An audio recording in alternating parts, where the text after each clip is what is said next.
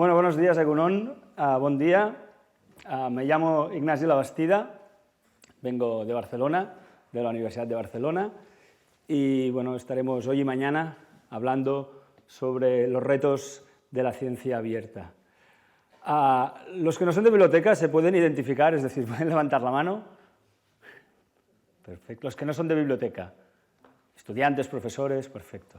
Así ya os tengo ubicados. ¿Vale? Porque como solo me han presentado a la gente de la biblioteca, así que conocemos al resto de gente. Muy bien, la idea de... Bueno, yo tengo que empezar primero a hacer unos disclaimers. No soy abogado, os hablaré de temas de derecho de propiedad intelectual, pero yo no soy abogado. Tampoco soy bibliotecario y trabajo en el CRAI, en la Biblioteca de la Universidad de Barcelona. Yo soy doctor en física, ¿vale? Así ya me identifico.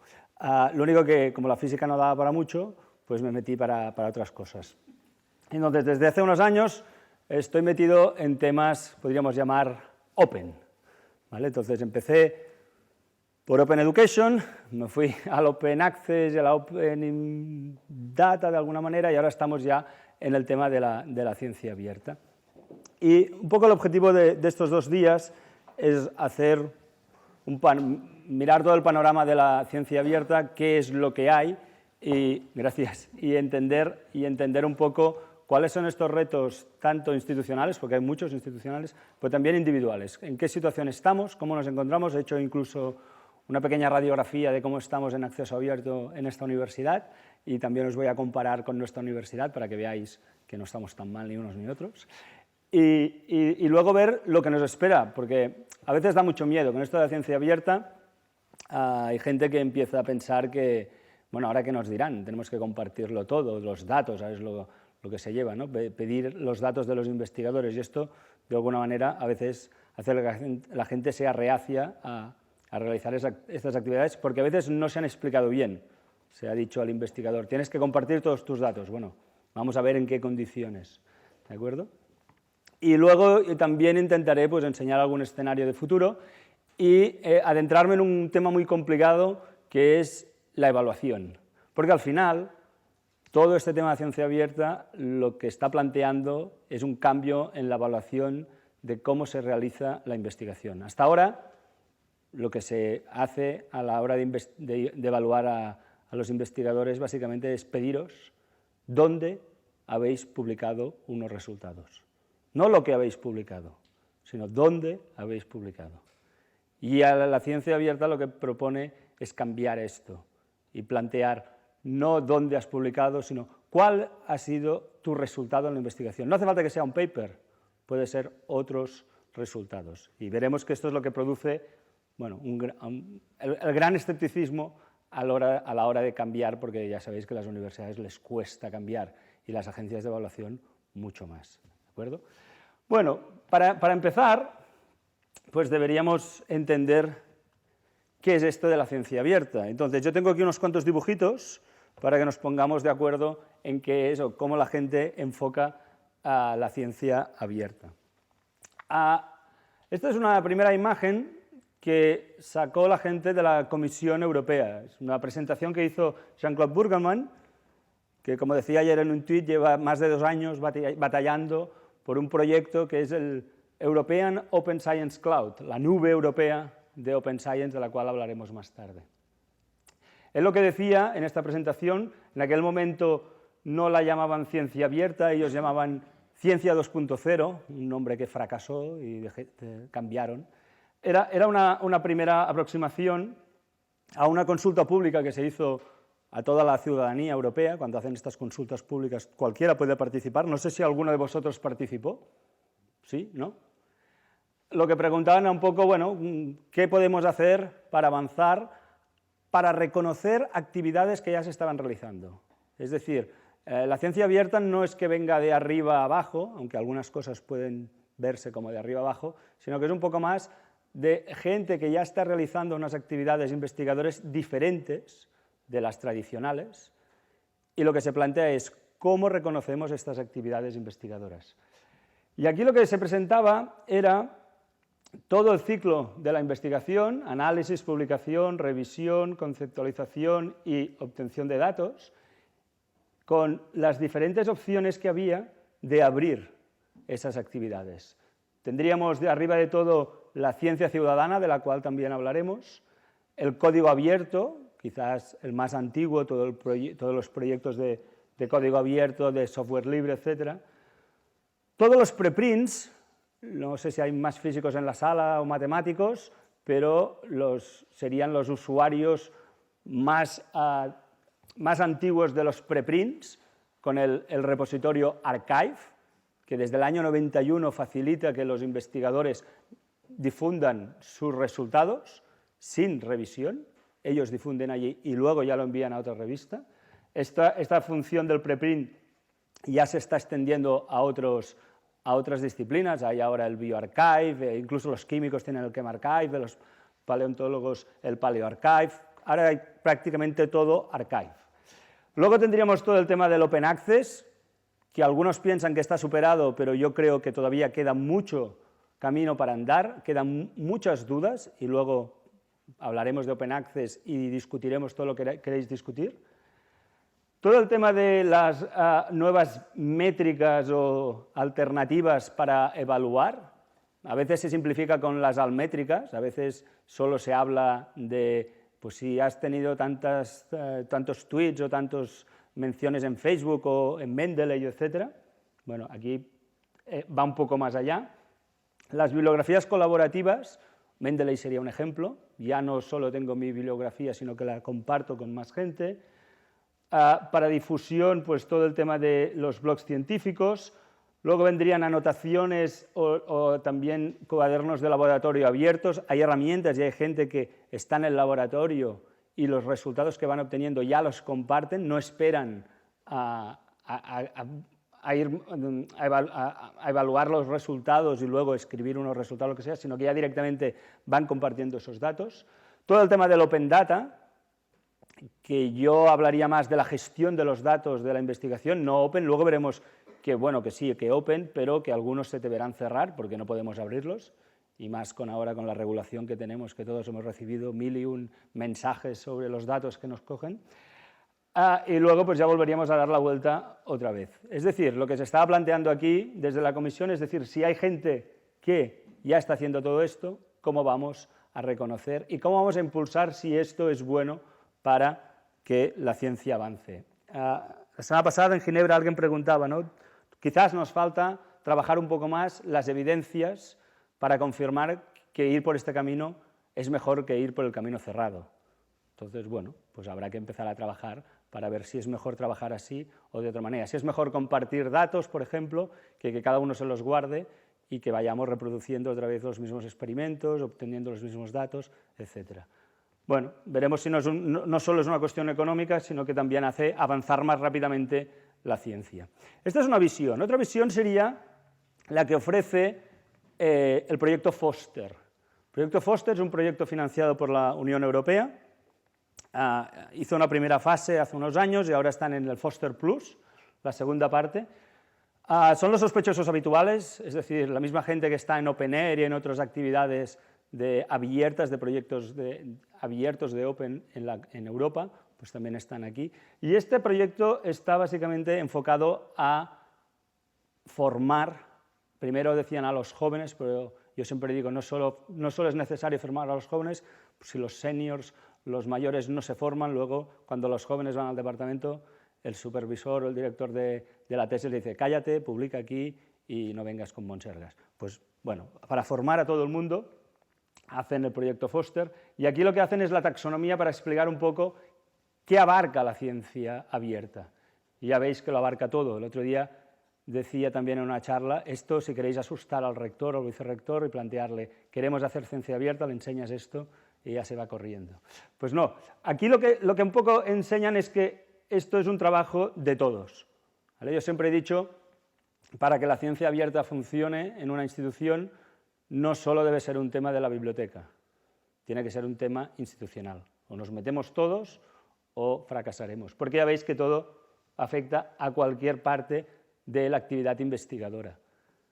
De hecho, esta es la gracia. Hablamos ahora de ciencia abierta, pero yo espero que de aquí a unos años ya no hablemos de ciencia abierta, hablemos de ciencia, hablemos de investigación. Será la manera habitual de hacer la investigación. Ya te podremos eliminar la parte del abierto porque será lo normal. Y después hablaremos por qué cerramos algunos resultados o por qué cerramos alguna actividad que se tendrá que hacer, pero no tendremos que justificar por qué lo abrimos porque será lo general. Aquí tenemos pues lo mismo, Open Access, Open Data, todo el tema de la reproducibilidad de la investigación, la evaluación, las políticas y las herramientas. Y como herramientas pues tenemos repositorios o tenemos otros servicios que se pueden ir montando no solo en la biblioteca, sino en otros espacios, otros servicios de la institución. Y allí pues tendríamos lo mismo, las definiciones, los cuadernos de laboratorio, herramientas como las almétricas, nuevas políticas de los financiadores, etcétera, etcétera, etcétera. Pero como somos una universidad y no solo damos investigación, no solo investigamos, también hacemos docencia, pues también hay otra manera de ver la ciencia abierta, e ir mucho más allá de la investigación. Y aquí ya aparecen, por ejemplo, arriba de todo, los Open Educational Resources, los recursos educativos abiertos. Es decir, ese movimiento que se inició hace muchos años, con un gran impulso, por ejemplo, desde las universidades españolas, con un proyecto que se llamaba Open Courseware, no sé si vosotros participasteis en el Open Courseware, pero Universia nos empujó a todos a participar, supongo que como detrás está un banco y hay otros condicionantes, pues todos seguimos, y luego se paró. ¿Se paró por qué? ¿Alguien sabe por qué se paró el Open Courseware? ¿Qué apareció? ¿Qué monstruo apareció en la sala? Venga, no voy a hablar 3 horas y media yo, ¿eh? Va. ¿Qué apareció? En el tema de Open Education, ¿cuál fue el monstruo que apareció y que todavía lo tenemos en la sala medio moribundo? Los MOOC. ¿Alguien se acuerda de los MOOC? ¿Los MOOCs? ¿Sí? ¿Sí? ¿O ya también ya los habéis matado completamente? Bueno, aparecieron los MOOC, y con los MOOC se murió el Open Courseware, y murió un poco todo el discurso del Open Educational Resources.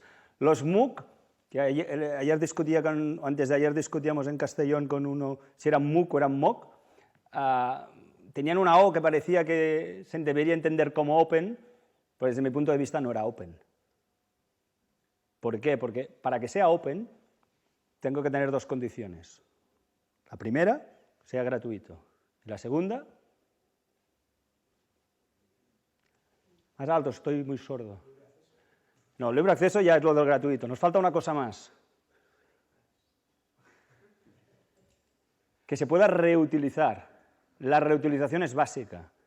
Si yo tengo unos materiales que me sirven para aprender o lo que sea, pero luego no me los dejan reutilizar, para mí eso no es abierto. Para mí eso es público.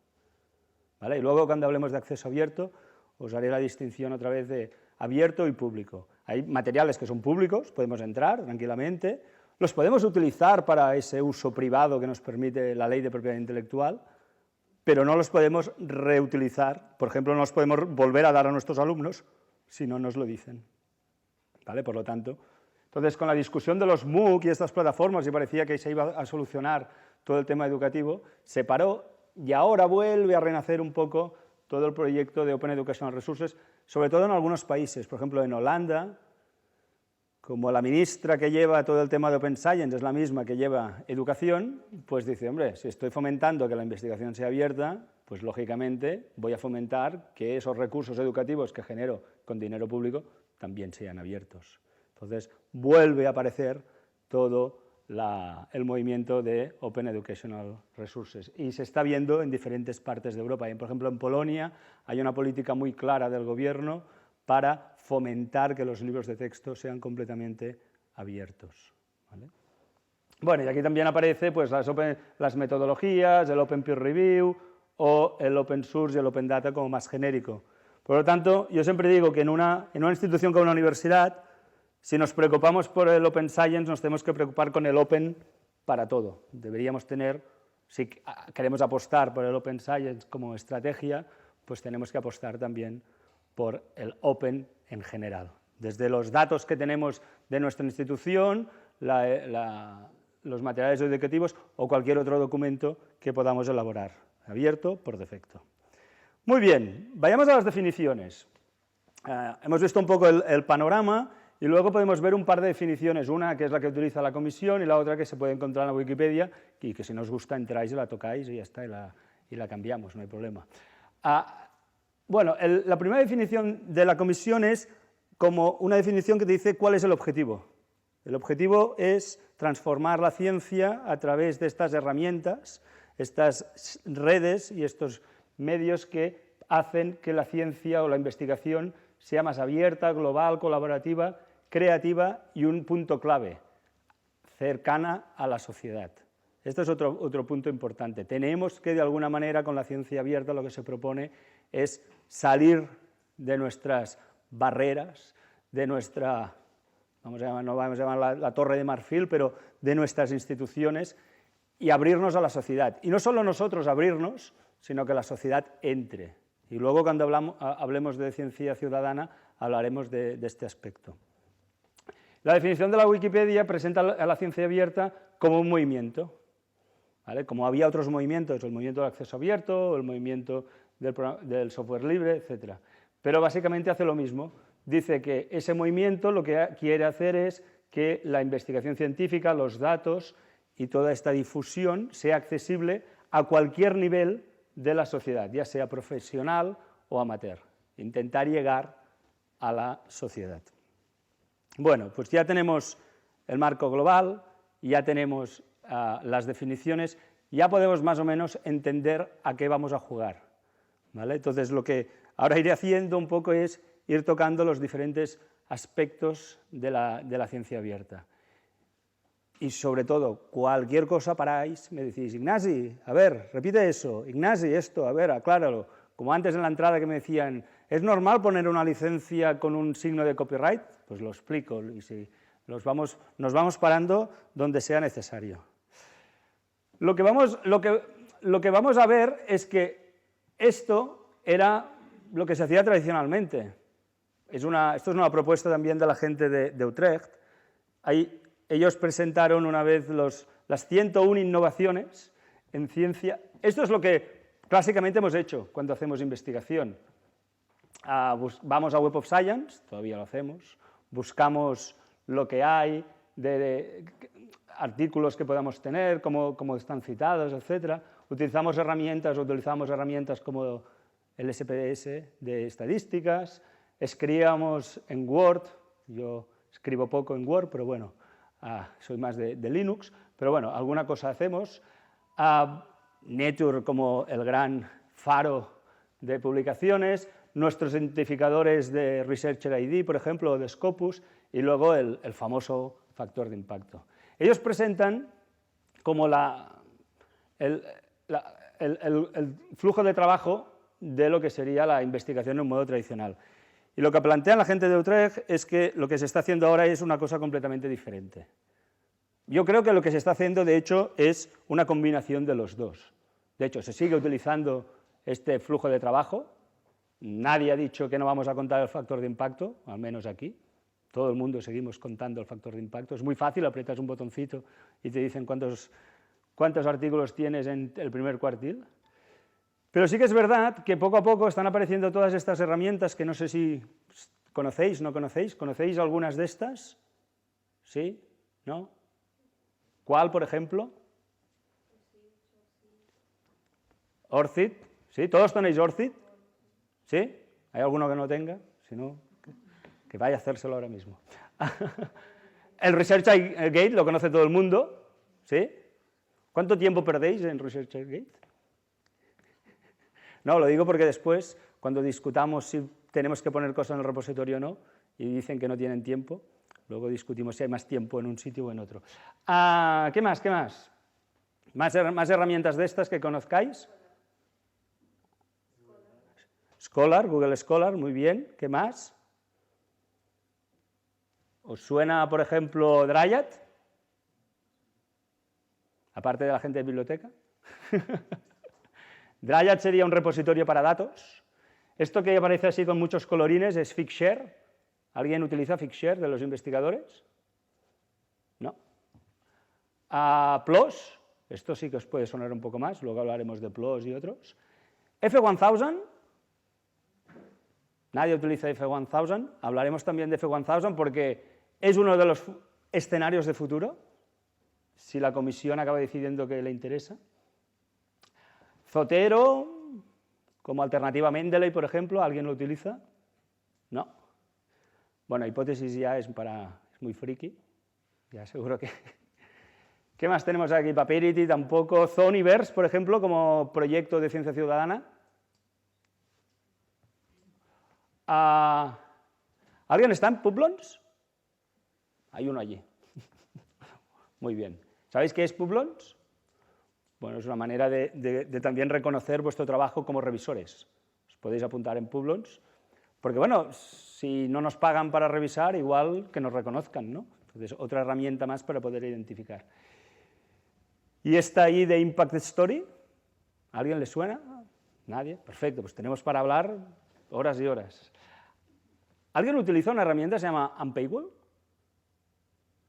Sí. Pues son los mismos de Impact Story, la misma gente, Jason y Heather.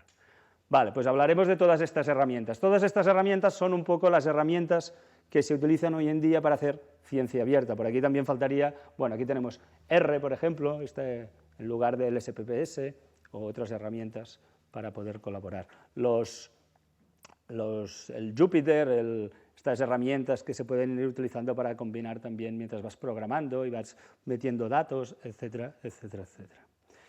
Vale, también lo que ha habido es políticas, es decir, ¿por qué nos preocupa la ciencia abierta si total son, ya veo que pocos que utilizan todas estas herramientas?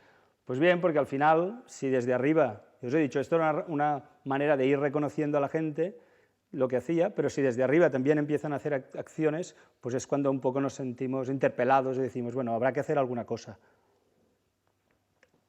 Hace 2 años, cuando los Países Bajos eran los presidentes de Europa, estas presidencias rotatorias de 6 meses, aprovecharon para dar un impulso a la ciencia abierta.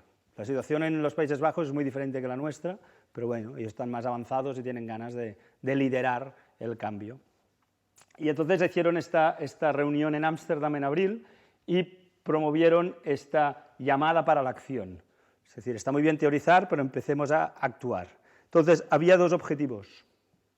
Ellos plantean 2 objetivos. El primero, el acceso abierto completo a todas las publicaciones científicas, y el segundo, este nuevo enfoque para la reutilización de los datos de investigación.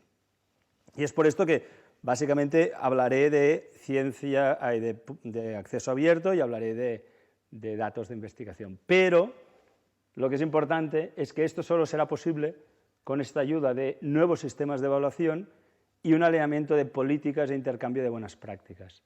Es decir, no puede ser que desde Europa me digan una cosa y luego desde el Ministerio me digan otra cosa, o desde la comunidad si hay alguna acción para fomentar la investigación. De esta llamada a la acción, lo importante es que hay que eliminar las barreras, hay que desarrollar nuevas infraestructuras, hay que promocionar y crear incentivos. Si no creas incentivos, la gente no hace las cosas. Hay que generalizar y promocionar las políticas de ciencia abierta y hay que estimular y incorporar la ciencia abierta en la ciencia y la sociedad.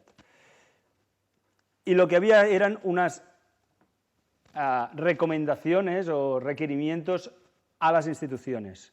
Entonces, cualquier institución, por ejemplo, si yo ahora fuera vuestro vicerrector de investigación, o como se llame, porque cada universidad se pone sus etiquetas, o el rector, yo me miraría esto y diría, a ver, ¿cómo voy a hacer? Si yo quiero apostar por la ciencia abierta en una institución como esta, pues ¿qué tengo que hacer? Pues debería hacer todo esto.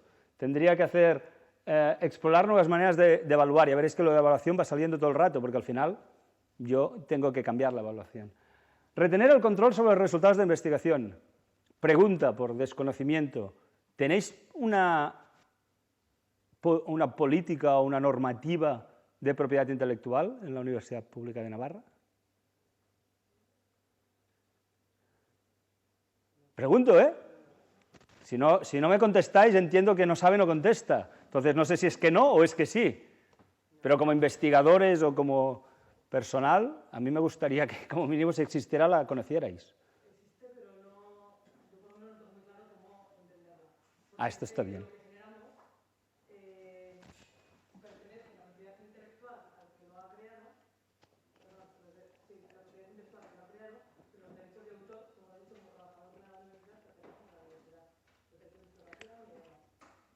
¿De cualquier cosa o solo hablamos de propiedad industrial, patentes, que esto seguro que tenéis? También.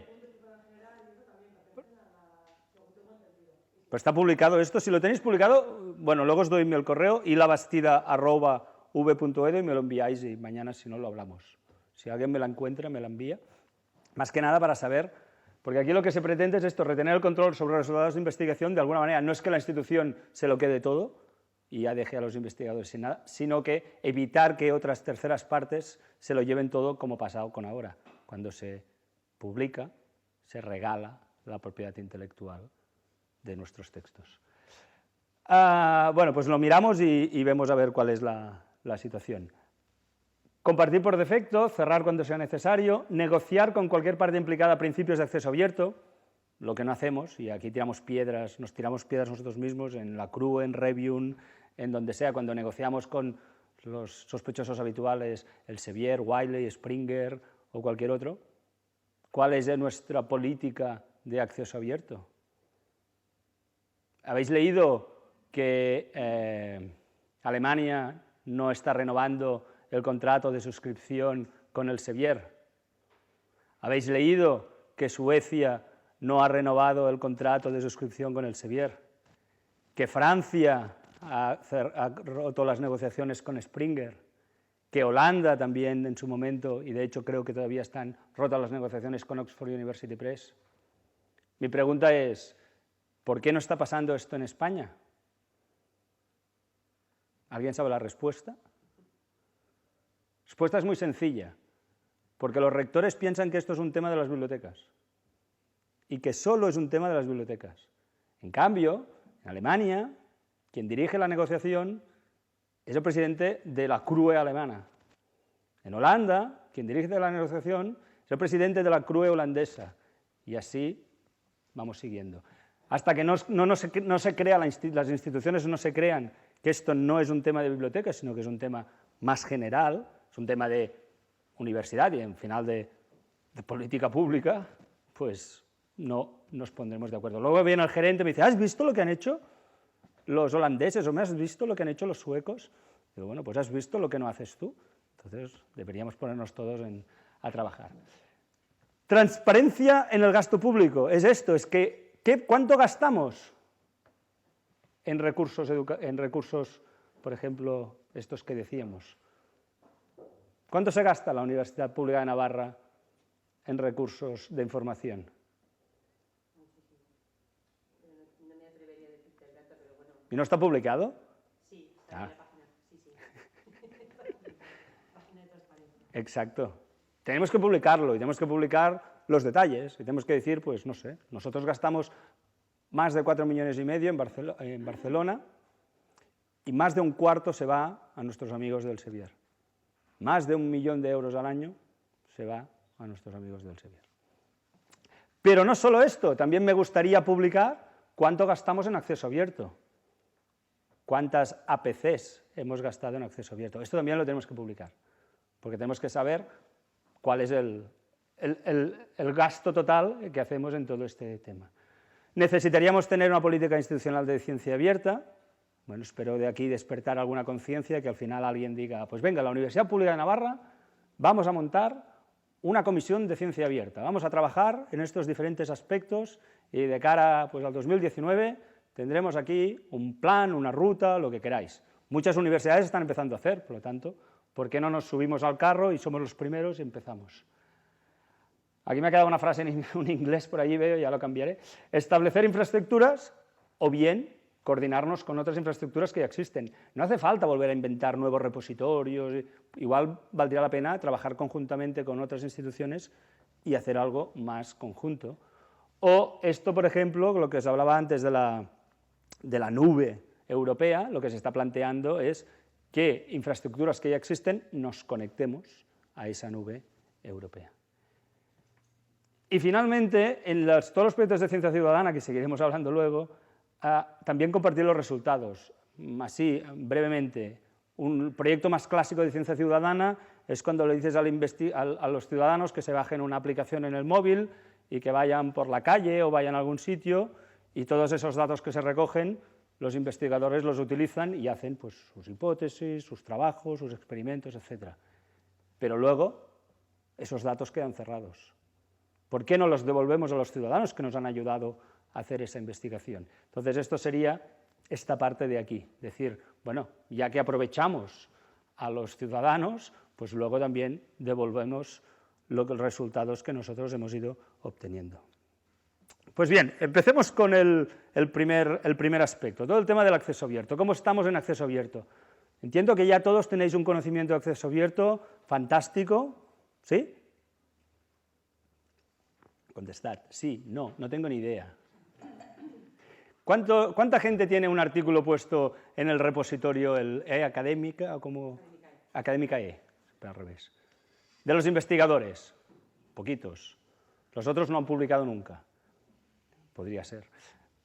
O sea, poquitos. Bueno, ¿cuánta gente ha publicado en una revista de acceso abierto? Bueno, perfecto. Vale, pues vamos a repasar un poco lo del acceso abierto y ahora sí que cualquier cosa que yo vaya diciendo que no entendáis o que queráis que volvemos a parar y repetir, me vais parando y lo vamos mirando, ¿de acuerdo? ¿Conocéis a este señor? Es el problema que pasa en Europa, que tenemos unos comisarios europeos y nadie los conoce. Bueno, este lo tenemos cercano. Este es el señor Carlos Moedas, de Portugal, el comisario portugués, cada país tiene su comisario, y este señor es además el encargado de la investigación, la innovación y de alguna manera la ciencia. ¿Vale? Este señor tiene un objetivo, y el objetivo es que quiere completar la transición al acceso abierto en 2020. Le queda 1 año y medio, si mira el reloj, porque le queda poquito. Bueno, él lo va diciendo, yo os he puesto aquí una cita de cuando estuvo en la feria de Frankfurt en octubre de 2016, pues él lo va repitiendo. Bueno, ¿cuál es el nivel actual? Él quiere llegar al 2020 al 100%. ¿Cómo lo llevamos? ¿Qué pensáis? ¿Cómo está el nivel actual del acceso abierto? ¿Estamos cerca del 100%? No, seamos realistas, ¿no? Bueno, según nuestro Ministerio de Economía y Competitividad, estamos en el 20%. Es un dato que no me he inventado, que está publicado, está puesto en el plan estatal que se publicó a principios de año, que lleva la fecha de 2017-2020, y dice que actualmente, o en el 2017, en España había un 20% de publicaciones en acceso abierto. No, cuando habla de publicaciones, no sé si solo son publicaciones en revistas o quiere hablar en general. También se ha puesto un objetivo, hay un objetivo en el plan estatal. El plan estatal dice que en el 2020 llegaremos al... Nadie se ha leído el plan estatal. No hace falta. ¿Qué? ¿Qué creéis? España, liderando Europa, ¿qué creéis que va...? Pobre señor, le vamos a dar un disgusto a este señor porque quiere llegar al 100% y si un país falla no le llegará, o nos echan de Europa, que también es otra opción, para llegar al 100%, la más factible. ¿Qué creéis? España, venga, 2020. ¿A dónde llegaremos? ¿A dónde queremos llegar? 30-35%. Fantástico, puedes ser ministro y ya, o asesor. 30 o 35, marca que para el 2020 llegaremos al 35%. Fantástico. Ya os avanzo que estáis bien, porque ya cumplís con casi 2 años de antelación. Según un estudio encargado por la Comisión Europea, estamos en el 55% en Europa, o en casi todo el mundo, con la parte, digamos, de los países occidentales. Es un estudio que ya hicieron hace unos años de una consultora que se llama Science Metric, que ahora ha hecho una herramienta... Uy, perdonad. Yo pensaba que lo había apagado, pero no me he hecho caso. Lo cierro. Ya está. Ahí. Apagar. Perdonad. He dicho que apagara, pero no me he hecho caso. A ver, apagar. Vale. Pues una consultora que dijo que más o menos hace unos años dijeron que habíamos llegado al tipping point, al punto de inflexión, y que habíamos superado ese 50% y que al menos el 50% de las publicaciones estaban en acceso abierto. El problema de aquí es que se incluyen materiales incluso que están en ResearchGate, con lo cual, bueno, Pondríamos nuestros reparos de si los materiales que están en ResearchGate hay que tomarlos como acceso abierto o no son acceso abierto. Me habéis dicho que muchos de vosotros utilizáis ResearchGate, ¿no? ¿Qué publicáis en ResearchGate? Que hable uno, no pasa nada. ¿Qué ponéis? ¿El mismo artículo que ha salido en la revista X lo ponéis en ResearchGate? ¿O no? Hablad, hablad. ¿Os la miráis? ¿Todo el mundo hace esto? No, allí dicen que no. ¿Publicas el mismo PDF que...? Sí. Perfecto. Más del 50% de los artículos que están en ResearchGate son ilegales, porque básicamente hacen lo que hace vuestro compañero. Hacen una infracción de copyright, hacen una infracción de propiedad intelectual, porque en realidad, como decía vuestra compañera, no se puede publicar el mismo artículo que ha salido en la revista en muchos casos. En la mayoría de revistas no se permitiría publicar ese PDF. Con lo cual, los datos de ResearchGate siempre tienen sus dudas sobre si son legales o no son legales el acceso que se está ofreciendo. Pero bueno, salió un artículo publicado en enero de 2018 de la gente que lleva el Impact Story, la gente que lleva el Unpaywall, esta gente que están detrás de estas diferentes iniciativas, Heather Pinowar y Jason Priem, que hicieron una estimación del 45%. Decían que a nivel global estaríamos hablando de acceso abierto en el 45%. Bueno, pues con estos datos ya os podéis imaginar que el señor Moedas en 2020 no va a conseguir el 100%.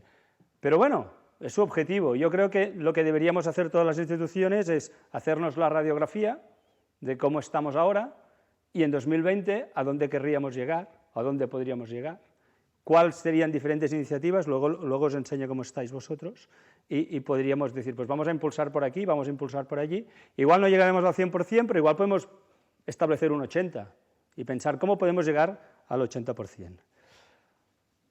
Todo el tema del acceso abierto es claro, no voy aquí a explicar todos los detalles, pero bueno, los iremos parando si es necesario. Ya sabéis que cuando queréis publicar, pues os viene en el papelito este famoso, publicáis y cuando firmáis este papelito, y la mayoría de gente no se lee el papelito, ¿no? ¿Cuánta gente se ha leído estos papelitos?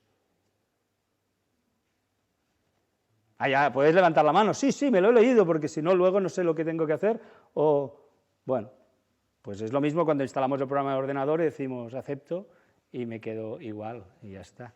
Y luego te llega al cabo de 2 o 3 años esa avalancha de correos diciendo, oye, estabas apuntado a todos estos sitios, que claro, nunca te habías acordado porque habías dicho, adelante, adelante. Bien, esto es importante, porque aquí nos explican lo que podemos hacer y lo que no podemos hacer.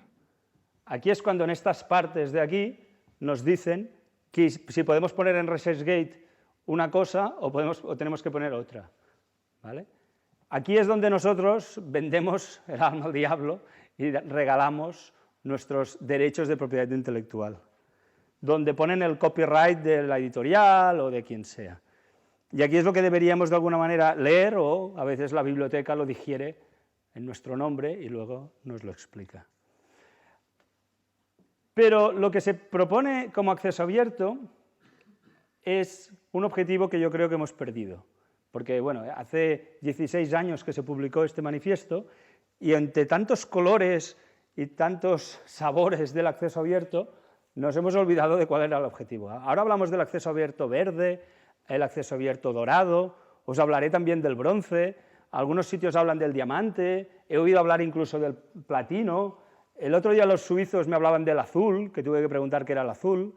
Llegué a la conclusión que hacían como los japoneses, que mezclaban la misma palabra azul y verde es la misma en japonés, y por lo tanto los suizos ya hacían esa mezcla. Pero bueno, había una idea, de hecho el manifiesto se empezó a hacer en 2001, había una idea, que la idea del acceso abierto era que cualquier publicación que no tenía como objetivo venderse, sino que el objetivo era difundir unos resultados, debería estar en acceso abierto, que se entendía disponibilidad gratuita en la red, permitiendo a cualquier usuario lectura, descarga, copia, distribución, impresión, búsqueda o uso para cualquier propósito legítimo, sin ningún tipo de barrera económica, legal o técnica. Es decir, lo que decíamos al principio, open. No hay barrera económica, no hay barrera legal, se puede reutilizar para cualquier propósito. ¿De acuerdo? Y este era el objetivo. Y aparecieron todas estas declaraciones que algunas instituciones, muchas universidades hemos firmado, incluso algunos rectores en algunas reuniones, o sea, a nivel de CRUIS o lo que sea, diferentes países también han firmado, los italianos hicieron su declaración de Messina, etc. Y es muy fácil firmar. Una cosa se firma, pero luego hay que implementarla. Y aquí decía, pues esto, que se podía hacer cualquier cosa, básicamente accesibles los que los académicos ofrecen sin esperar esa remuneración, y dos condiciones. Yo te dejo hacer todo lo que quieres, pero mantén la integridad y el reconocimiento de autoría. ¿De acuerdo? Son las dos únicas condiciones. Es por esto que yo, cuando hago presentaciones, pues dejo esto, CC BY, haz lo que quieras. Reconoce la autoría, pero después haz lo que quieras. Puedes hacer la presentación esta, la puedes vender, la puedes modificar, puedes hacer lo que quieras, que es la idea del manifiesto este de Budapest. Si no reconocemos autoría, entramos en otro tema apasionante a nivel académico, que es, más alto, que no te he oído, el plagio. ¿Vale? Si no hay reconocimiento de autoría, hacemos plagio. Pues bien, en Budapest se plantearon los dos caminos, pero eran dos caminos para llegar al mismo lugar. No eran dos caminos para que nos peleáramos si somos más verdes o somos más dorados, si queremos este u otro camino. La idea es ir por los dos caminos a la vez. Apostar por la ruta verde, apostar por la ruta dorada. ¿De acuerdo? Voy a refrescar un poco qué es la ruta verde y la ruta dorada y vamos a ver los diferentes ejemplos y posibilidades que hay. ¿De acuerdo? Yo empiezo por la ruta dorada porque de alguna manera es lo que queríamos llegar. Queríamos llegar a tener unas revistas que no hicieran pagar por publicar, sino que en la definición hablábamos de unas revistas que utilizarían el copyright o los derechos de propiedad intelectual, los derechos de autor, para ofrecer la reutilización, para decirle a la gente, esto está aquí, esto es mío, pero puedes hacer lo que te dé la gana, con reconocimiento y con integridad. Y sí que es verdad que el precio es una barrera y hay que discutirlo, es decir, si son unas revistas que se ofrecen de manera gratuita y tienen un coste, alguien deberá pagar. Bueno, ya lo dice aquí, habrá que buscar diferentes fórmulas para pagar este coste. Pero en ningún sitio de aquí se dice que la ruta dorada, la segunda estrategia que se planteaba en Budapest, es la estrategia de pagar por publicar. Hemos caído en la trampa ahora de que cuando hablamos de acceso abierto, revistas de acceso abierto, decimos, son las revistas que hay que pagar por publicar. No, es uno de los modelos, quizás el que ha tenido más éxito, el que ha tenido más impacto, el que han seguido a la mayoría de investigadores cuando quieren publicar en acceso abierto, pero hay muchísimas revistas donde no se paga por publicar, como veremos a continuación. Una contribución de acceso abierto, decía la Declaración de Berlín, es aquella que dice que el autor, que ostenta los derechos, le dice a la gente que puede hacer lo que quiera mediante una licencia. Y es una licencia irrevocable, que sirve para toda la vida. ¿De acuerdo? Y que permite hacer cualquier uso de ese artículo, de ese texto. Ahora bien, hay que tener el compromiso de citar correctamente la autoría. Y aquí además se apostaba por las normas, no ir a la obsesión de los abogados, sino ir a las normas de la comunidad. Pues si se puede poner et al, pues pones fulanito et al. Cuando la gente del CERN publica el artículo del bosón de Higgs y hay más de 1000 autores, no hace falta citar a los 1000 autores. Poniendo uno o poniendo el consorcio, pues ya tienes suficiente. Por lo tanto, y esto quiero que quede allí bien grabado, es que una revista de acceso abierto son revistas que ofrecen acceso gratuito para leer, no hay que pagar ni pagar una suscripción, ni hacer un pago puntual para acceder a ese texto. Hay diferentes modelos de negocios. Es verdad que uno de ellos es el pagar por publicar, y es verdad que es el que ha tenido más éxito. Se permite la reutilización mediante una licencia, y aquí es otra de las pegas que hay. Hay muchas revistas, y muchas revistas locales, que dicen, yo soy una revista de acceso abierto, pero no hay ningún tipo de licencia. ¿Vale? ¿Qué pasa con todos esos materiales que encontráis en la red, como dicen algunos de mis profesores, en Google, y no dice nada, esa foto del gatito o esa foto de no sé qué, que luego utilizas en clase, dice, no, la puedo utilizar porque como no ponía nada? ¿Está bien esto? ¿Se puede coger cualquier material cuando no hay ninguna indicación, cuando no dice todos los derechos reservados? ¿Sí? ¿No? No. ¿Por qué dice la ley? Dice que si no hay ninguna indicación, debe entenderse como todos los derechos reservados. Por lo tanto, si una revista quiere ser de acceso abierto, si quiere poner la medalla, pues tiene que poner una licencia, me tiene que decir que es de acceso abierto. Si no me dice, esta revista tiene la licencia X, yo debo entender que esta revista se publica con todos los derechos reservados. Y pasa a ser para mí una revista de acceso público, no de acceso abierto, porque le falta la condición que se explicaba aquí. Una contribución de acceso abierto necesita conceder a todos los usuarios el derecho, mediante una licencia. ¿De acuerdo? Por lo tanto, si participáis en una revista como editores, o tenéis una revista, o conocéis a alguien que publique una revista y que se autodenomina de acceso abierto y no tiene licencia, por favor, pedidle que ponga una licencia, que nos diga cuáles son sus condiciones de acceso abierto. Idealmente, aconsejable, lo que cumple las definiciones de las diferentes declaraciones es que la licencia sea la de reconocimiento de Creative Commons, CC BY, una licencia que dice a la gente que puedes hacer lo que te dé la gana siempre que respectes la autoría y reconozcas esa autoría. Como estas coletillas. O sea, no sería exactamente al 100%, porque lo que decía aquí es que se debería permitir cualquier propósito. Bueno, sería aquello, hay un documento creado por Spark, creo que era el cómo de abierto es una revista, y había las diferentes graduaciones, hay el espectro de la apertura. Entonces, bueno, tienes aquí los diferentes espectros de la apertura.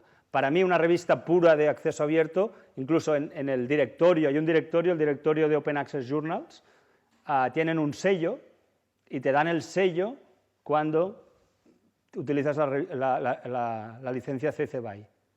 Si no, no te dan el sello. Consideran que, bueno, sí, es una revista de acceso abierto, pero es como la discusión del software libre.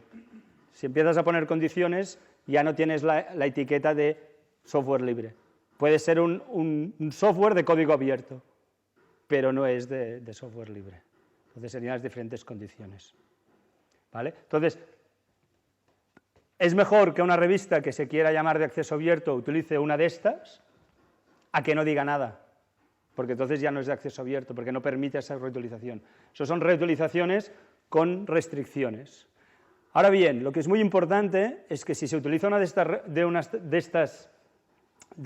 estas licencias, se indique claramente quién es el titular de los derechos, lo que preguntabas antes. Porque aquí hay la otra parte, es, si yo pongo una condición, ¿vale?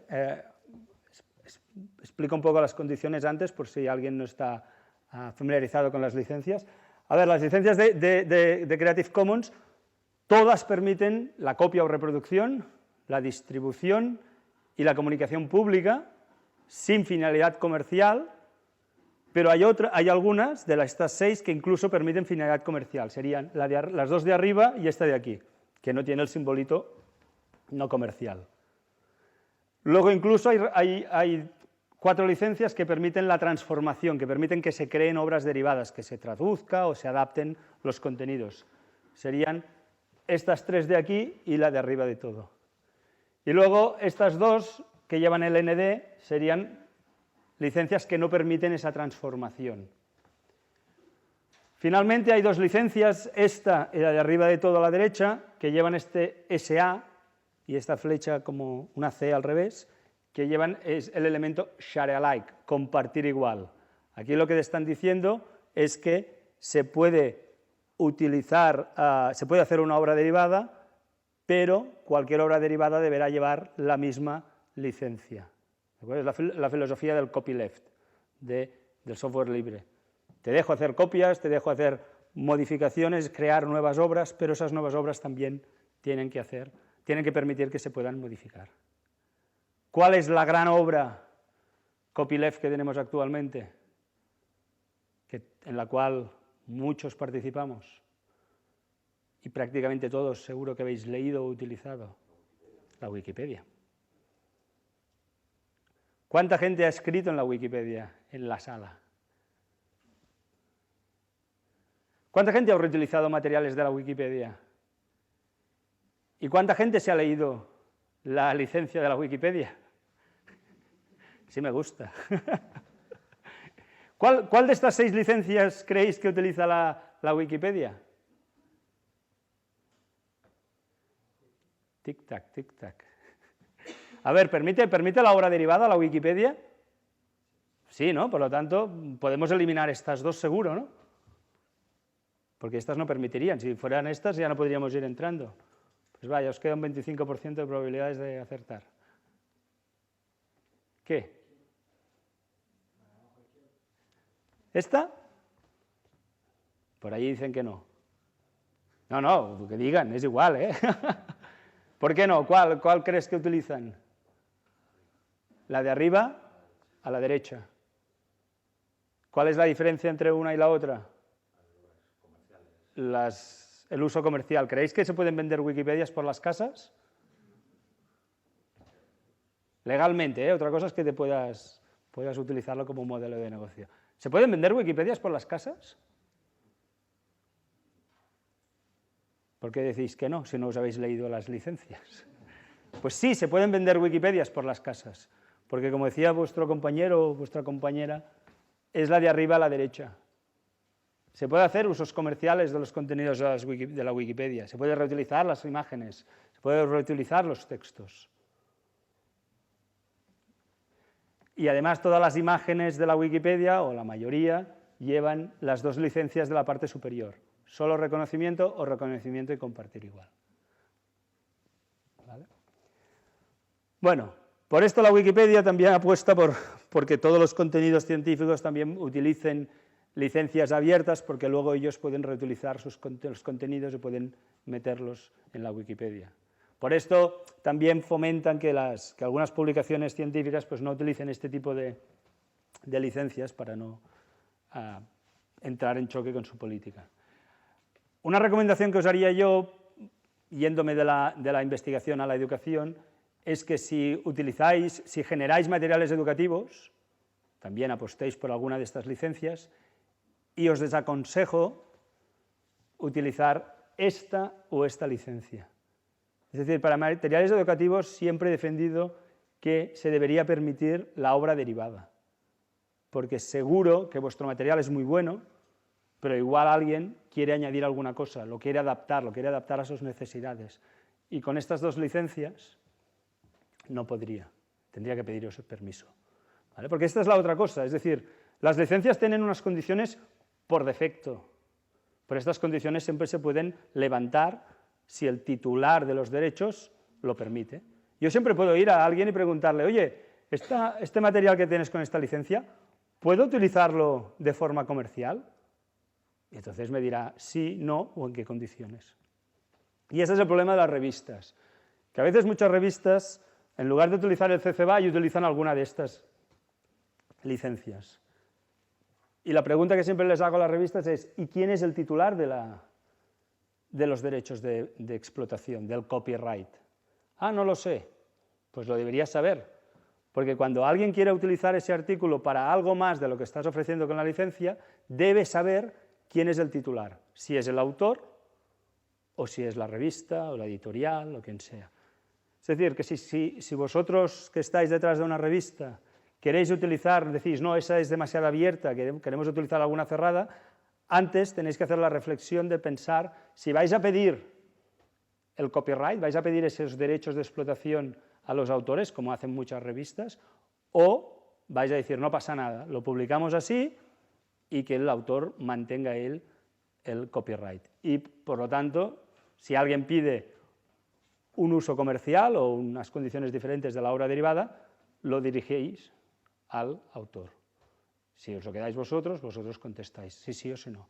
Por tanto, es importante, cuando se utiliza la licencia, decir qué licencia y poner al lado esa C del copyright que tanto asusta, pues solo para indicar quién es el titular. Podéis poner copyright, revista Navarra de no sé qué, o copyright, los autores. Y no me hagáis como esas revistas tan fantásticas que de repente me ponen una licencia de estas y debajo me ponen todos los derechos reservados. ¿En qué quedamos? O no me hagáis como estas otras revistas, que hay muchas, que en una página te aparece una licencia, con un enlace a otra licencia, en el PDF te aparece una tercera licencia, al final acabas loco, porque ya no sabes cuáles las condiciones de esos artículos, ¿vale? Por lo tanto, revistas de acceso abierto, idealmente una de estas licencias, pero pensando cuál es la licencia que quieres utilizar y en qué condiciones.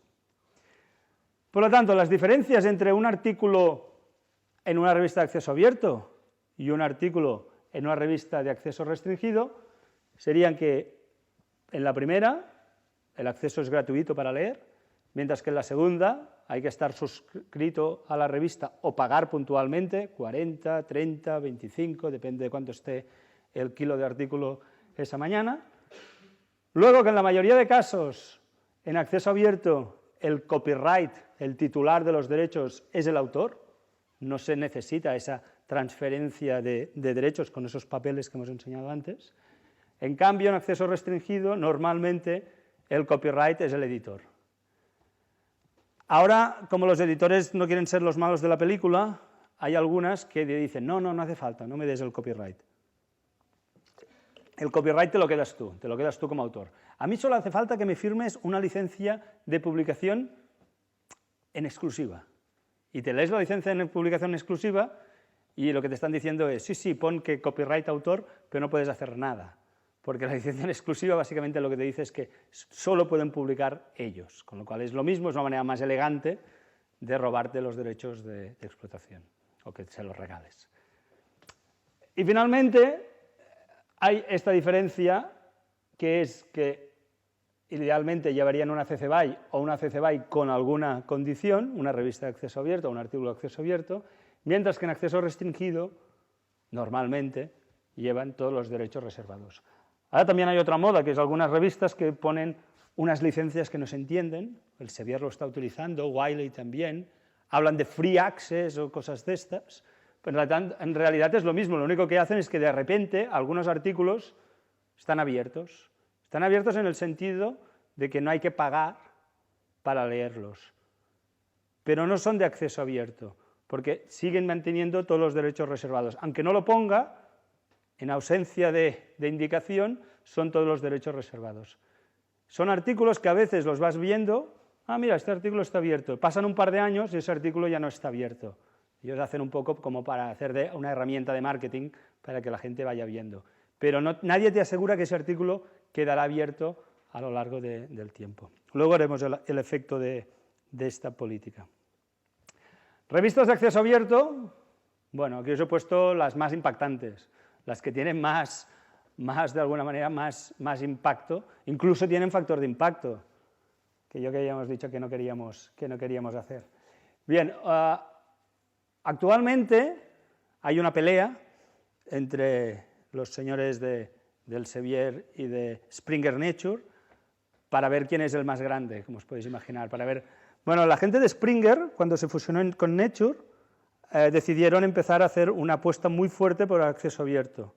Empezaron comprando Biomed, una editorial que llevaba muchos años trabajando con revistas de acceso abierto, y luego han lanzado 2 revistas estrella, Nature Communications y Scientific Reports. En la Universidad de Barcelona, actualmente, la revista donde más publican nuestros investigadores es Scientific Reports. ¿Qué cuesta publicar en Scientific Reports? ¿Alguien tiene una idea?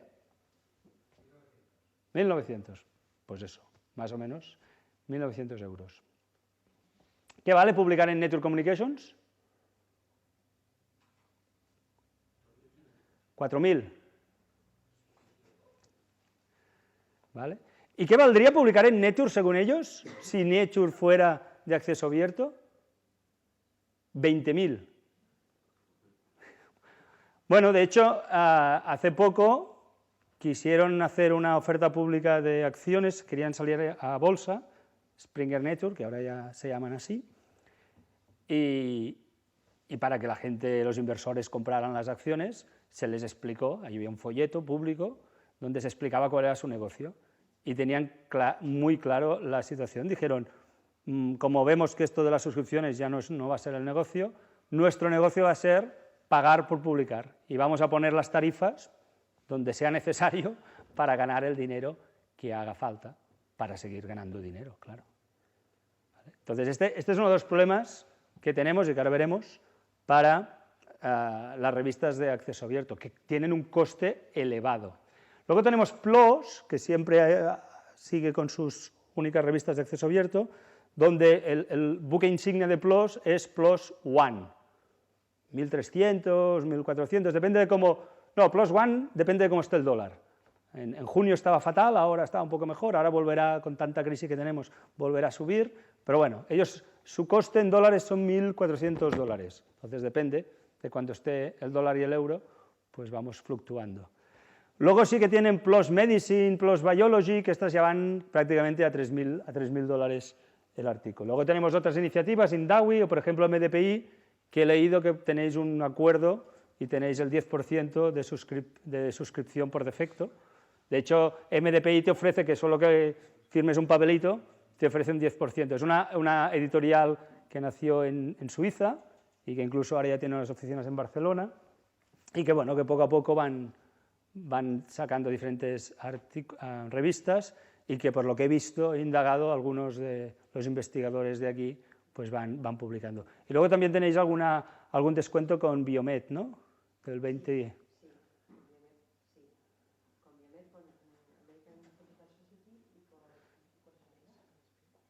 No, con Springer y Biomed teníais algo, tenéis en la página de la biblioteca sale con Springer hay unos descuentos, un 15%. Bueno, entonces todas estas editoriales intentan buscar con las diferentes instituciones alguna rebaja para intentar que el coste sea inferior. Luego tendríamos, además del ejemplo de PLOS One, aquí os pongo otros ejemplos. En Brasil, os pongo este ejemplo, aquí Brasil es uno de los países donde se ha apostado claramente por el acceso abierto. Prácticamente todas las revistas brasileñas son de acceso abierto. Están puestas en esta paraguas de cielo y hay de todas las diferentes tipologías. Han ido mejorando porque al principio eran caóticas en el sentido de las licencias. Cada revista tenía diferentes errores en las licencias. Era el típico ejemplo de ir a una revista de estas y ver que depende por dónde ibas, tenías una licencia u otra. Pero ahora han ido mejorando y, bueno, utilizan todo tipo de licencias. Hay algunas que son el CC BY, unas que ponen el no comercial, etc. Y luego aquí os he puesto algún ejemplo de revista típica de una editorial universitaria, que muchas de nuestras editoriales universitarias, con las revistas que hacemos, pues utilizamos este tipo de licencias y son de acceso abierto. Por ejemplo, la Complutense, yo creo que ya lleva un par de años, que me acuerdo que vino el jefe del servicio de publicaciones diciendo, oye, ya estoy harto que me pregunten a ver si no pueden poner los artículos en los repositorios y tal. ¿Puedo poner una CC BY en todas partes? Digo, sí, tú ponlas, si los editores están contentos. Y por política han puesto CC BY prácticamente todas las revistas de la Complutense. Bueno, serían diferentes ejemplos. No os pongo aquí, por ejemplo, un portal que tenemos en Cataluña, el RACó, que es un portal de revistas catalanas en acceso abierto, porque nos pondríamos a llorar. Si quiero, os lo enseño y así nos ponemos a llorar todos. A ver, si puedo salir de aquí e ir a la... Porque ahora aquí no podré ir. Sí. No os lo pongo como ejemplo, pero os lo enseño como mal ejemplo. ¿Por qué? Porque en RACO decimos que son revistas de acceso abierto, tenemos 489 revistas, y no sé, a ver si tengo suerte. A ver, yo qué sé. Itaca, vamos a ver qué es esta. No, esta tendremos suerte que es de la IEC, vamos a ir a otra. Esta tendremos suerte. Si yo voy aquí a más información de la revista y le digo condiciones del acceso abierto, está en catalán pero os lo traduzco, me dice el acceso a los artículos a texto completo es gratuito, pero los actos de reproducción, distribución y comunicación pública o transformación están sujetos a las condiciones de cada revista y pueden requerir el consentimiento expreso, escrito, etc. Muy bien, esto es una frase de la cual soy autor, pero que no iba aquí, iba en la introducción, porque aquí, en la revista, es cuando cada revista se debería mojar y debería decir cuáles son sus condiciones. ¿De acuerdo? Entonces, hay algunas revistas que lo están haciendo, pero hay muchísimas revistas de RACO que se autodenominan revistas de acceso abierto, que es lo que os decía antes. No tenemos acceso abierto, porque no me están diciendo cuáles son sus condiciones. Entonces, estas son las típicas revistas que, desde la biblioteca, pedimos información para saber si nuestros investigadores pueden poner una copia del artículo en un repositorio, porque si no nos lo dicen, no lo sabemos. ¿Vale? Entonces, es muy importante que todas las revistas de acceso abierto primero indiquen cuáles son los derechos y luego que nos indiquen cuáles son sus condiciones de acceso abierto. ¿Vale? Por tanto, revistas, como digo yo, de acceso público. Bueno, entonces, si miramos el tema del pago, esto es solo para enseñaros de eso que decíamos antes, ¿no? Que no todo son revistas de pago.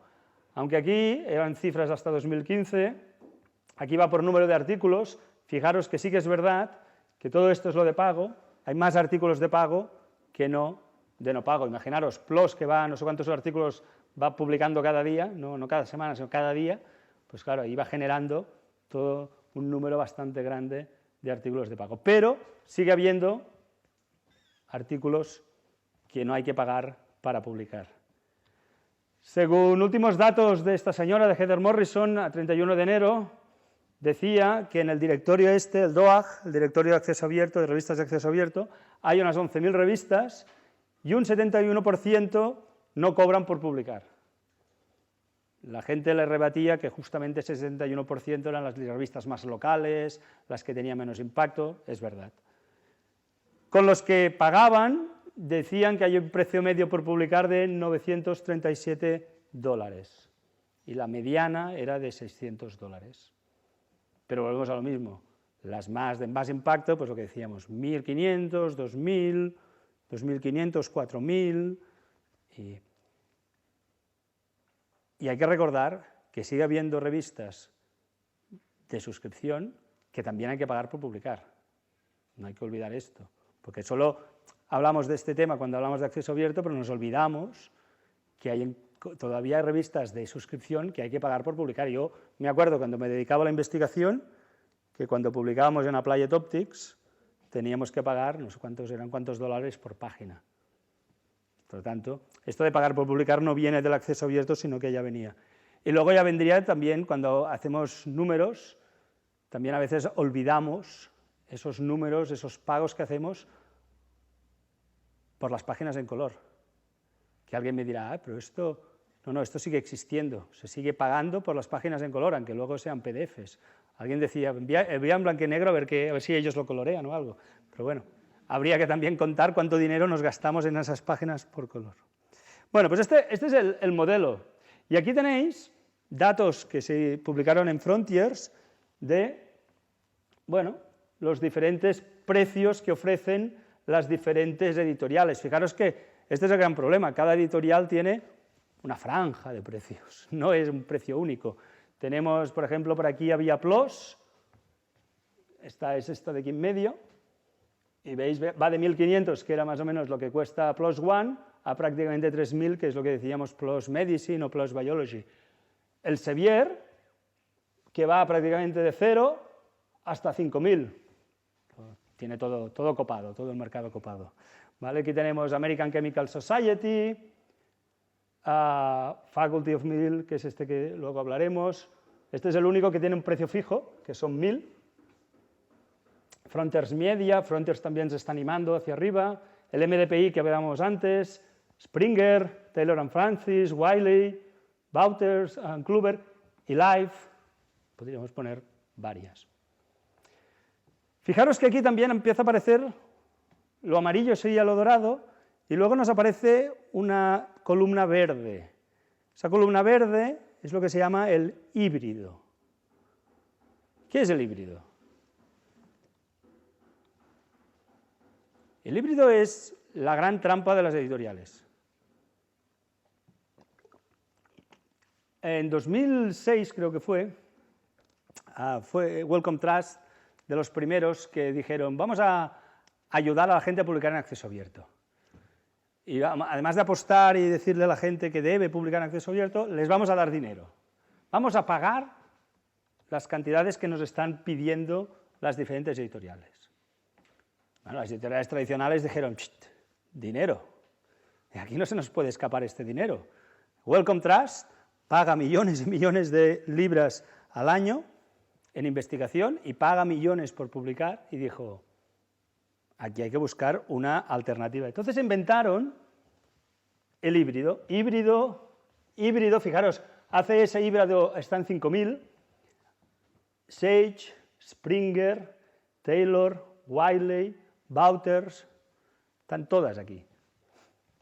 ¿Qué es el híbrido? El híbrido es aquello que te hacen cuando tú publicas un artículo y te dicen, felicidades, has publicado este artículo, ¿quieres que tu artículo esté en acceso abierto a partir de mañana? La revista está cerrada. La biblioteca seguirá pagando con su presupuesto, que de hecho es el presupuesto de la universidad, se gestiona solo el presupuesto que le asignan.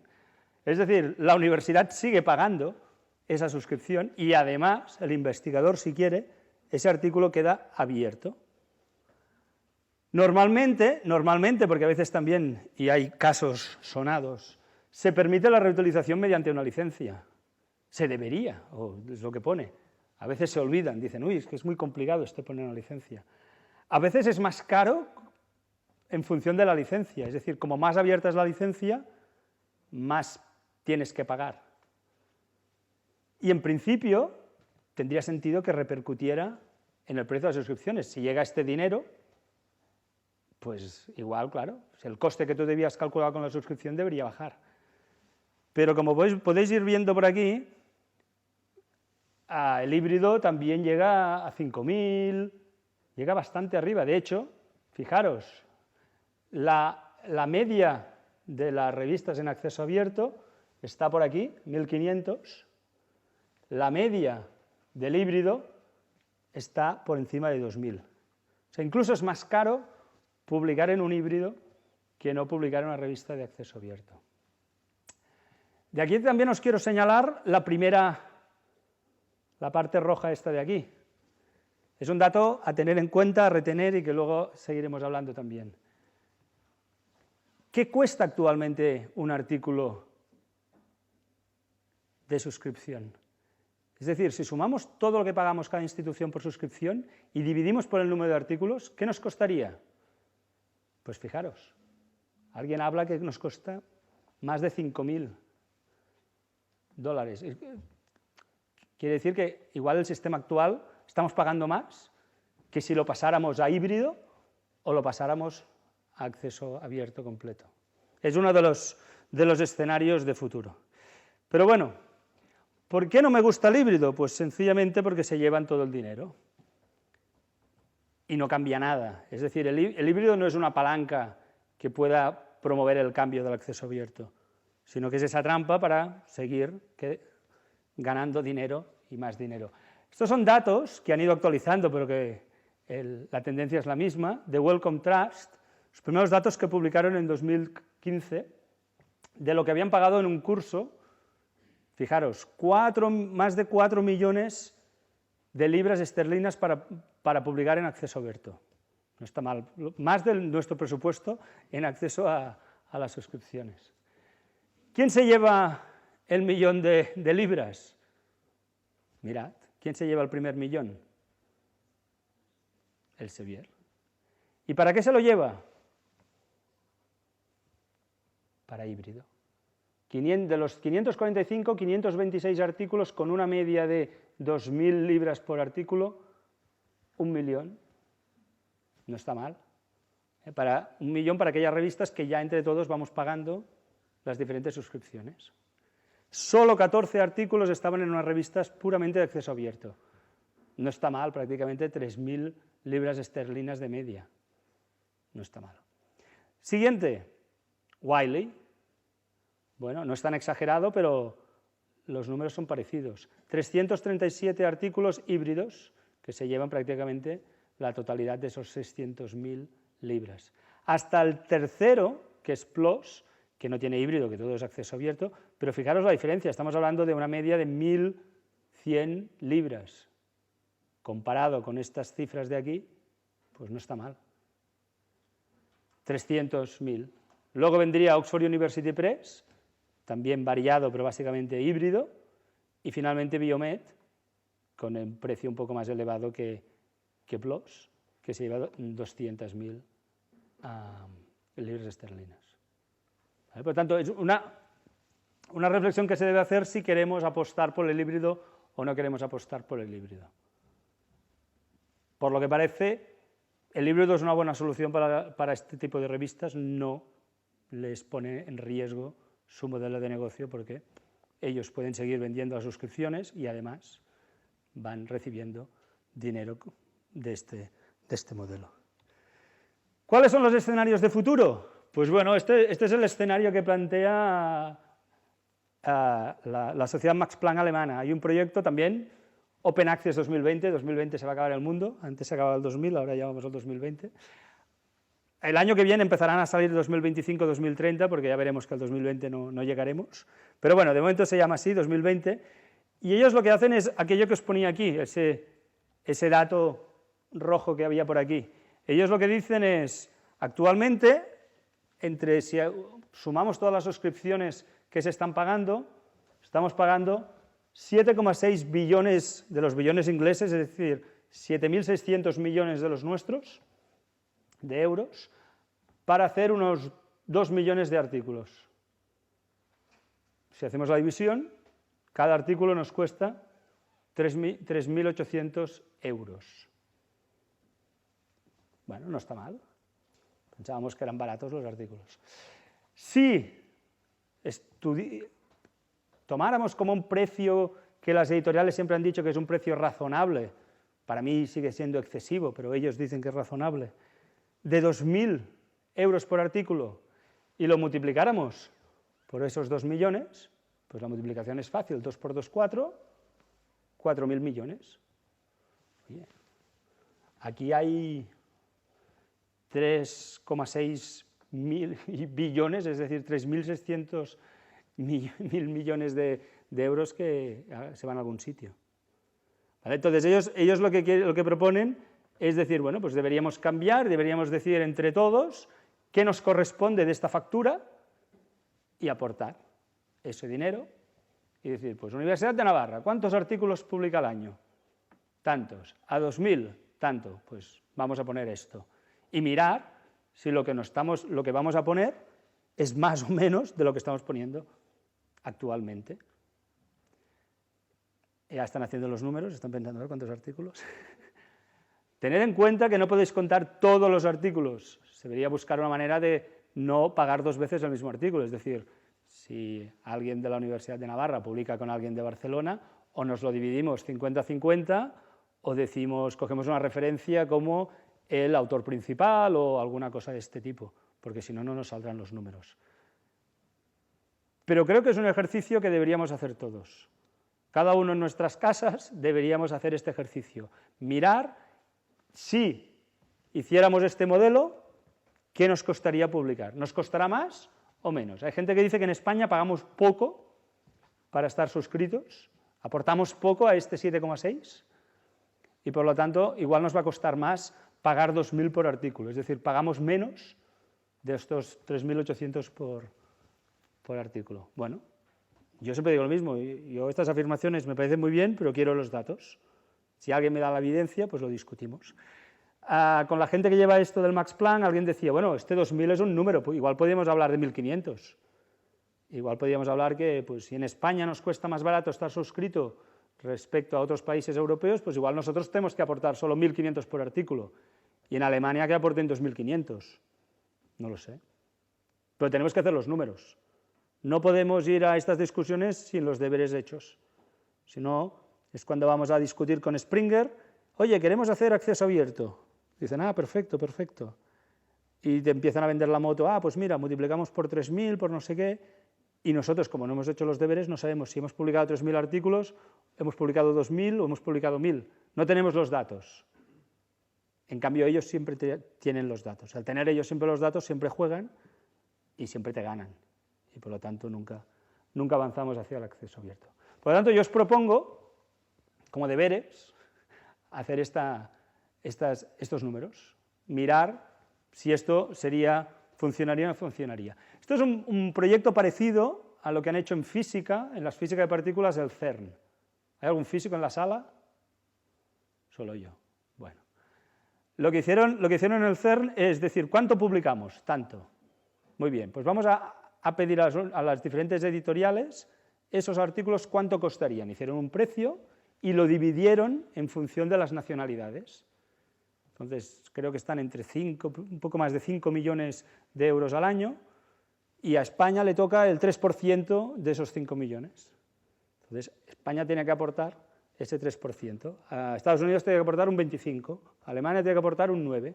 Y con ese dinero no te tienes que preocupar, los investigadores no pagan, no tienen que preocuparse, ellos van publicando y las editoriales van recibiendo ese dinero que se hace en esa bolsa común. Esto sería un posible escenario que de aquí a unos años cada país aportara a una bolsa común de publicación científica su parte, lo que le correspondiera. Yo siempre digo lo mismo, al final no es que nosotros, cada universidad tenga que buscar de su presupuesto, hagámoslo más fácil, si nuestro presupuesto viene del gobierno central, pues que ya nos lo paguen ellos directamente, no vayamos moviendo dinero de un lado a otro, que luego siempre se acaba perdiendo dinero, acaban bolsillos que no tocan. Otro escenario de futuro, cuando se habla de las revistas de acceso abierto, siempre se llega al mismo punto, es, ¿necesitamos las revistas? ¿Es necesario las revistas? ¿Por qué no buscamos otro sistema? Y este es el modelo que se plantean algunos financiadores. Es el modelo que había por aquí, que os decía, aquí, el F Faculty of 1000, que aparecía 1000. Es esa, al principio de todo, en el flujo de trabajo, una que ponía F1000. Ellos lo que plantean es decir, oye, ¿por qué no hacemos una plataforma donde la gente publique lo primero que le parezca, un preprint, sin revisar? Más allá del texto, que añadan pues, datos, o añadan código, o añadan cualquier elemento que crean que sea susceptible de complementar ese texto. Todo en acceso abierto. Y allí se abra el proceso de peer review, un open peer review. Claro, donde quede claro qué hace cada uno, quién te está evaluando y además te diga quede publicado lo que te está evaluando. Una vez alguien le evalúa, los autores harían una nueva versión 2, versión 3 y comentarios, tanto de uno como de otro. De hecho, esto de las versiones en arXiv ya aparece, ya existe. Ese portal de físicos, matemáticos y otras disciplinas hoy en día, ya aparece la versión, a veces vas a un artículo y ves versión 1, versión 2, versión 3, y aparecen las diferentes versiones revisadas. Lo que están planteando F1000 es 1.000 euros por artículo. Para funcionar toda la plataforma, ellos plantean esto. Bueno, esto era una plataforma que ellos habían montado y de repente aparece la gente de Wellcome Trust, hace 1 año y medio, en octubre de 2016, y dicen, vale, os lo compro. Y montan su Wellcome Open Research.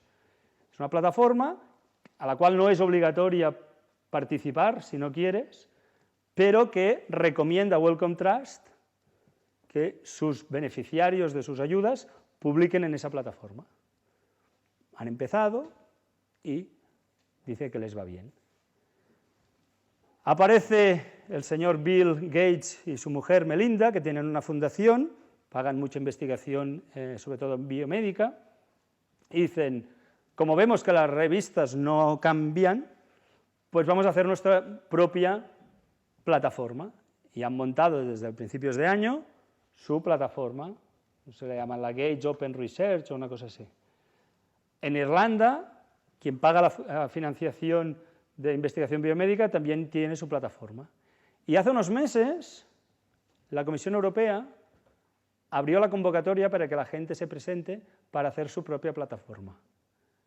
Muchos hablaban que directamente habían pactado ya con F1000, pero ahora parece que no, que la cosa vamos a ver si Elsevier u otros también participan en esta convocatoria.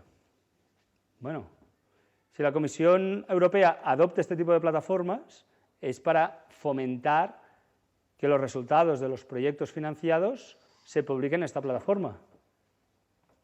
Y yo lo que le digo a mi universidad, y transmito a NECA, ACU o lo que sea, cualquier agencia, es, ¿cómo vas a medir el factor de impacto de esta plataforma? ¿Cómo le vas a decir a un investigador que publica en esta plataforma que ese artículo no cuenta con el sistema actual de evaluación? Porque con el sistema actual de evaluación ya me dirás en qué cuartil estás, ya me dirás qué factor de impacto tiene esto. ¿Y le vas a decir a un investigador que, por ejemplo, está financiado con Wellcome Trust que ese artículo no cuenta? ¿Tiene sentido esto? Por lo tanto, creo que sí que es importante empezar a cambiar la evaluación ya, porque esto ya funciona. Y con lo cual, ¿qué estamos haciendo? Estamos apartando a esta gente en las evaluaciones, a estos artículos no cuentan. No tiene mucho sentido, ¿no? Os enseño cómo funciona el Open Research este.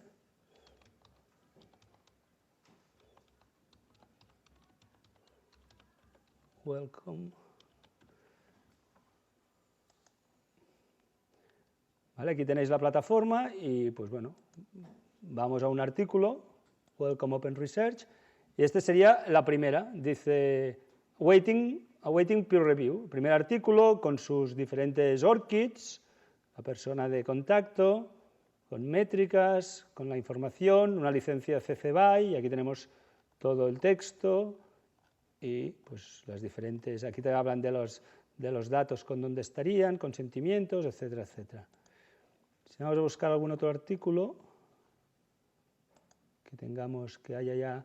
Este artículo, por ejemplo, ya tiene alguna información de peer review, ¿vale? Aquí hay las diferentes personas que han hecho la evaluación, con lo cual ya identificamos quién es. Aquí también podríamos montar nuestra posible evaluación o recompensa de estos investigadores, es decir, bueno, tengo claro que esta persona está haciendo aquí algo y le voy a dar algo como incentivo o como reconocimiento de ese trabajo que ha hecho. Y luego aquí tenemos pues toda la versión 2, que ha hecho una corrección de lo que le dijo el primer revisor. El segundo ya dijo que estaba bien y en el tercero todavía no le han contestado. Y aquí vendríamos, aquí hay las modificaciones de la versión y aquí tendríamos pues los diferentes comentarios de la versión, aquí aprobado con reservas, aprobado y pues la información que ha dado cada uno y por qué y los comentarios, etcétera, etcétera. Bueno, esto es una posibilidad. Hay varias personas que están asesorando al señor Moedas que ya llevaban años apostando por este modelo y esta es la razón por la cual la Comisión quiere explorar este modelo. El modelo de hacer una plataforma pública, la plataforma de la Comisión sería con dinero público, y ver cuál es la la evolución de esta evaluación. Hay, como os podéis imaginar, defensores y detractores de este modelo de Open Peer Review.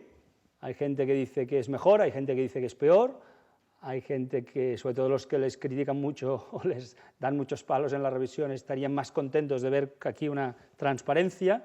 Hay gente que dice que serían menos críticos y con lo cual entrarían más cosas aquí. Pero bueno, habrá que plantearse cómo medimos esto. ¿Cómo vamos a medir lo que sí que ha sido evaluado, lo que no ha sido evaluado? Habrá que plantearse todo esto. Y creo que no debemos esperar mucho a empezar a pensar cómo evaluamos esto, porque esto ya existe. No es un futuro de ciencia ficción, sino que es una realidad, con lo cual habrá que empezar